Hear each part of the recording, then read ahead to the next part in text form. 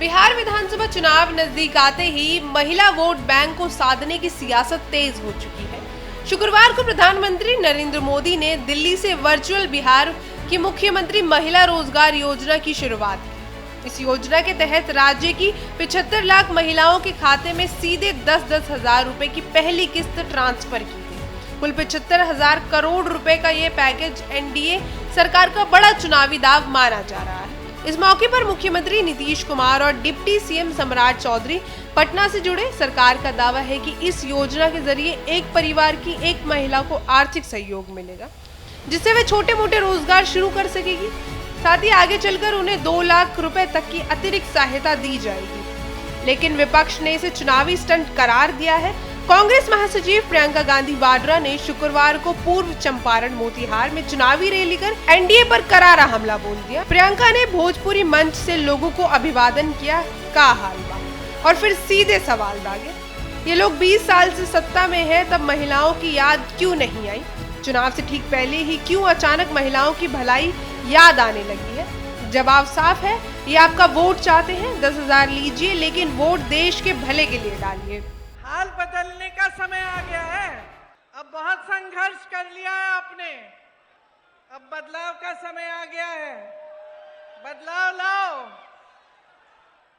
देखिए, ये जो आपकी धरती है, ये हर भारतीय के लिए सबसे पवित्र धरती है, सबसे पवित्र धरती है। इसका शायद आपको एहसास न हो, लेकिन बाकी पूरे भारत को एहसास है। सब जानते हैं कि चंपारण क्या है। आप यहां रहते हैं, आपका अपना स्वाभिमान होना चाहिए, एक आत्मविश्वास होना चाहिए कि यही धरती है। प्रियंका ने राज्य सरकार पर पुल टूटने, बेरोजगारी, पलायन और पेपर लीक जैसे मुद्दों पर भी हमला बोला।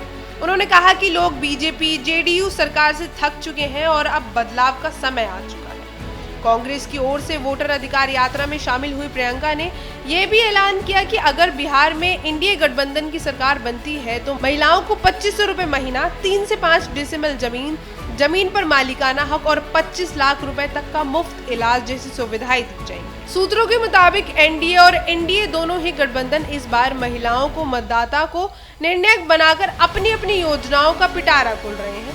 मोदी सरकार 10,000 वाली स्कीम के जरिए तुरंत राहत देने की कोशिश कर रही है, जबकि प्रियंका गांधी लंबे समय से सम्मानजनक जीवन की बात कर रही है।